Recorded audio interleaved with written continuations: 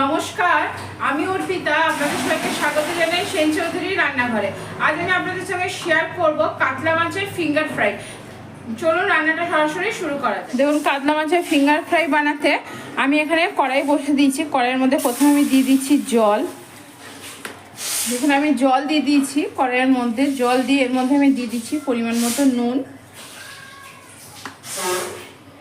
সামান্য পরিমাণ হলুদ। দেখুন, জলটা আমার হালকা গরম হয়ে আসছে। এই সময় আমি এর মধ্যে দিয়ে দিচ্ছি কাতলা মাছ। জলের পরিমাণটা এমন দেবেন যেন জলটা মাছের মধ্যে যেন শুকিয়ে যায়। দেখুন, এখানে আমি 4 পিস কাতলা মাছ নিয়েছি। এবার মাছগুলোকে আমি খুব ভালো করে সেদ্ধ করতে দেবো। দেখুন, মাছগুলোকে আমি এভাবে একবার করে উল্টে দিলাম। উল্টে দিয়ে এবার ঢাকা দিয়ে দিই। ঢাকা দিয়ে এটা সেদ্ধ হোক, তারপর আবার আপনাদেরকে দেখাচ্ছি। দেখুন, মাছটা আমি ঢাকা দিয়ে অনেকক্ষণ ধরে সিদ্ধ করেছি। জলটা কিন্তু আমার মাছের মধ্যেই শুকিয়ে গেছে। আপনারাও এরকম পরিমাণ মতনই জল দেবেন, যাতে মাছের জলটা যেন মাছেই শুকিয়ে যায়। দেখুন, খুব ভালো করে কিন্তু মাছের জল আমার মাছেই শুকিয়ে গেছে। আর মাছটা দেখুন খুব সুন্দর করে আমার কিন্তু সেদ্ধ হয়ে গেছে। এবার আমি মাছটাকে কাঁটা ছাড়িয়ে নেবো। ঠান্ডা হোক, কাঁটা ছাড়িয়ে নিই, তারপর আবার আপনাদেরকে দেখাচ্ছি। দেখুন, আমি মাছটা সমস্ত কাঁটা ছাড়িয়ে নিয়েছি খুব ভালো করে। আর এখানে আমি কড়াইয়ে বসিয়ে কড়াইয়ে তেলও দিয়ে দিয়েছি। কড়াইয়ে তেল দিয়ে প্রথমে আমি দিয়ে দিচ্ছি, এখানে আমার 4টে মাছ আছে। 4টে মাছের জন্য আমি এখানে পেঁয়াজ দিচ্ছি। একটা বড় সাইজের পেঁয়াজ কুচি কুচি করে দিয়ে দিয়েছি। দেখুন, পেঁয়াজটা আমি তেলে ভেজে নিয়েছি। এবার আমি এর মধ্যে দিয়ে দিচ্ছি 1 টেবিল স্পুন রসুন বাটা। এটা কিন্তু রসুনটা বাটা আছে, থেতো করা নেই, একদম স্মুথলি বেটে নিয়েছি। এটা যখন কষাবেন গ্যাসের ফ্লেম কিন্তু একটু বাড়িয়ে কমিয়ে নিতে হবে। দেখুন, রসুনটা দিয়েও পেঁয়াজটা ভেজে নেওয়ার পর আমি এবার এর মধ্যে দিয়ে দিচ্ছি আদা বাটা। এখানে 1 টেবিল স্পুন কিন্তু আদা বাটা আছে। এবার আমি এর মধ্যে দিয়ে দিচ্ছি জিরে বাটা। এখানে 1 টিস্পুন জিরে নিয়ে আমি বেটে নিয়েছি। দেখুন, আদা, জিরে, রসুন ভালো করে ভেজে নেওয়ার পর পেঁয়াজের সঙ্গে এবার দিয়ে দিচ্ছি আমি একটু পরিমাণ মতো হলুদ, আর দিলাম কাশ্মীরি লঙ্কার গুঁড়ো কালারের জন্য। আর দেবো অল্প পরিমাণ নুন। যেহেতু জলে আমি নুন দিয়েছি, সেই নুনটাই কিন্তু মাছে পুরো শুকিয়ে দিয়েছি। মশলায় যেটুকু নুন লাগবে সেইটুকুই কিন্তু আমি নুন দেবো। সমস্ত শুকনো মশলা দিয়ে এবার কষিয়ে নেবো ভালো করে। যদি মনে হয় তলায় লেগে যাচ্ছে, তাহলে একটু করে জল দেবেন, তাহলে জল ব্যবহার করার কোনো দরকার নেই। মশলা কষানোর সময় আমি দিয়ে দিলাম ধনেপাতা 1 মুঠো। দেখুন, মশলাটা আমার খুব ভালো করে কষানো হয়েছে, পুরো তেল ছেড়ে দিয়েছে। এবার আমি এর মধ্যে দিয়ে দিচ্ছি সেদ্ধ করে কাঁটা ছাড়িয়ে রাখা মাছটা। দেখুন, মশলার সঙ্গে এবার মাছটাকে আমি খুব ভালো করে নেড়ে নেবো। দেখুন, মাছের মশলাটা আমার কিন্তু রেডি হয়ে এসছে। এবার কিন্তু এর মধ্যে আমি দিয়ে দেবো বেটে রাখা গরম মশলা। গরম মশলার মধ্যে আছে হচ্ছে 3টে এলাচ আর 1 কোয়া মতো দারচিনি। আপনারা চাইলে কিন্তু এখানে শুকনো গরম মশলাও ব্যবহার করতে পারেন। আমি বেটে ব্যবহার করেছি, আপনারা চাইলে শুকনোও ব্যবহার করতে পারেন।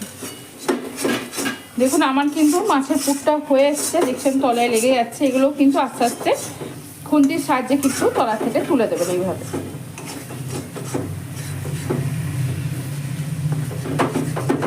দেখতে পাচ্ছেন আমি খুন্তির সাহায্যে এইভাবে তুলে দিচ্ছি। দেখুন, মাছটা পুরো একটা মন্ড পেকে যাচ্ছে আস্তে আস্তে, দেখছেন।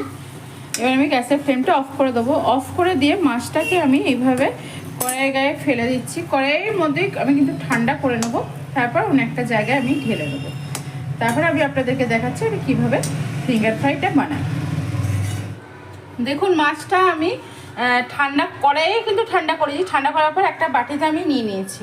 এবার এর মধ্যে আমি দিয়ে দেবো টুকরো টুকরো করে পাউরুটি। আমি কিন্তু এখানে আমার কাছে ব্রাউন ব্রেড ছিল বলে দিয়েছি। আপনারা কিন্তু হোয়াইট ব্রেড যেটা আছে, সাদা রঙের যে পাউরুটিটা, সেটাও কিন্তু আপনারা ব্যবহার করতে পারেন। এগুলো এরকম ছোট্ট ছোট্ট টুকরো করে মধ্যে দিয়ে দিতে হবে। দেখুন এখানে আমি 4টে ব্রেড দিয়ে দিলাম। এবার এটাকে আমি খুব ভালো করে হাত দিয়ে মাছের সঙ্গে মেখে নেবো। এরকম চটকে চটকে মেখে নিতে হবে। এটা কিন্তু মাখতে মাখতেই পাউরুটিটা আপনার এর সঙ্গে মিশে যাবে মাছের সঙ্গে খুব ভালো করে। আর কাতলা মাছের ফিশ ফিঙ্গার বানাতে কখনোই কিন্তু আলু ব্যবহার করবেন না। আলু ব্যবহার করলে এটার টেস্ট কিন্তু খুব ভালো হয় না। এটাতে পাউরুটিটাই ব্যবহার করবেন। আর দেখলেন আমি পাউরুটির কিন্তু সাইডগুলোও কাটিনি, সাইডগুলোও দিয়ে দিয়েছি। দেখুন আমার 4টে পাউরুটিতেই কিন্তু হয়ে গেল খুব সুন্দর করে এটা মাখা। দেখুন এবার এখান থেকে আমি ছোট ছোট করে এরকম বল নিয়ে নেব, বলের মতো করে গড়ে নেব। গড়ে নেওয়ার পর 2 হাতে তালুর সাহায্যে এইভাবে ফিঙ্গারের মতো গড়ে নেব। দেখুন এই আমার এটা বানানো হয়ে গেল। এই বাটির সাইডেই রেখে দিচ্ছি। এইভাবে আমি কিন্তু সমস্তটা বানিয়ে নেব। দেখুন হাতের সাহায্যে এরকম লম্বাও করে নিতে পারেন। করে নিয়ে আস্তে করে এইভাবে 2 হাতে তালুর সাহায্যে 2 কোণ এইভাবে 2 সাইড আর কি, 2টো মাথা এইভাবে একটু চেপে দেবো। যে যা নিজের মতো সাইজ করে নেবেন, যে যেরকম পছন্দ করেন। তবে খুব মোটা করবেন না, আবার যে খুব সরু করবেন তাও না, মাঝারি সাইজের হবে। দেখুন খুব সুন্দর করে কিন্তু আমার গড়া হয়ে গেল। এইভাবে আমি সমস্তগুলো গড়ে নিচ্ছি। দেখুন আমার সমস্ত ফিশ ফিঙ্গার গড়া হয়ে গেছে। এবার এটাকে আমি সাইডে রেখে দেবো। এখানে আমি নিয়ে নিয়েছি ব্রেড ক্রাম্ব, আর নিয়েছি আমি কর্নফ্লাওয়ার, আর নিয়েছি অল্প পরিমাণ বেসন। দেখুন কর্নফ্লাওয়ারের বেসনটা আমি এবার অল্প জল দিয়ে গুলে নেব। দেখুন বেসন আর কর্নফ্লাওয়ারটা খুব ভালো করে আমি গুলে নিয়েছি। একদম স্মুথ একটা ঘোল তৈরি হয়েছে, একটাও কিন্তু লাম্পস নেই। আর দেখতেই পাচ্ছেন আমি কিন্তু খুব মোটা করিনি, এটা মিডিয়াম ইয়েতে করেছি। দেখুন এর মধ্যে আমি একটা একটা করে ফিশ ফিঙ্গার দিয়ে দিলাম, দিয়ে এটা ব্রেড ক্রাম্বে আমি কোট করে নেব। আপনারা চাইলে কিন্তু এটা ডবল কোটও করতে পারেন। আমি কিন্তু ডবল কোট করছি না, সিঙ্গেল কোটই করছি।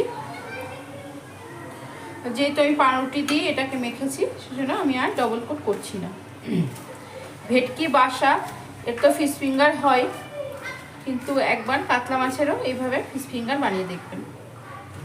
আর ফিশ ফিঙ্গারগুলো এইভাবে গড়ে কিন্তু আপনারা ফ্রিজে 4-5 দিন একটা এয়ারটাইট কন্টেনারে ভরেও রাখতে পারেন। আর যদি বেশি দিনের জন্য আপনার স্টোর করতে হয় অবশ্যই ডিপ ফ্রিজে রাখবেন, সেটাও যেন এয়ারটাইটই কন্টেনার হয়। দেখুন এখানে আমি কড়াই বসিয়ে দিয়েছি। কড়াই আমি কিন্তু সাদা তেল দিয়ে দিয়েছি। তেল দেওয়ার পর খুব ভালো করে আমি গরম করে নিয়েছি। এবার এর মধ্যে একটা একটা করে ফিশ ফিঙ্গার দিয়ে ভেজে নেব। তেলটা কিন্তু গরম হতে হবে, এইভাবে আমি এবার ভেজে নেব। দেখুন ভাজা হয়ে গেছে। এবার আমি এগুলো তুলে নিচ্ছি। দেখুন আবারও ওই তেলে দিয়ে দিলাম। এইভাবে আমি সমস্ত ফিশ ফিঙ্গারই ভেজে নেব। দেখুন আমার সমস্ত ভাজা হয়ে গেছে ফিশ ফিঙ্গার। এবার একটা জায়গায় আমি একটু পরিবেশন করে দেব। দেখুন সামান্য পরিমাণ সস, একটু পেঁয়াজ, ফিশ ফিঙ্গার দিলাম। আর অবশ্যই ফিশ ফিঙ্গারের ওপর থেকে একটু বিট নুন। রেডি হয়ে গেল আমার কাতলা মাছের ফিশ ফিঙ্গার। আজ আমি আপনাদের সঙ্গে শেয়ার করলাম কাতলা মাছের ফিঙ্গার ফ্রাই বা ফিশ ফিঙ্গার ফ্রাই। আশা করি আমার ভিডিওটি আপনাদের ভালো লেগেছে। যদি আমার ভিডিওটি আপনাদের ভালো লেগে থাকে অবশ্যই লাইক শেয়ার কমেন্টস করতে ভুলবেন না। চ্যানেলটিকে অবশ্যই করে সাবস্ক্রাইব করবেন। চ্যানেলটিকে সাবস্ক্রাইব করার পাশে থাকবেন। আজ এখানেই ভালো থাকবেন, সুস্থ থাকবেন, আনন্দ থাকবেন, অনেক অনেক শুভ থাকবেন।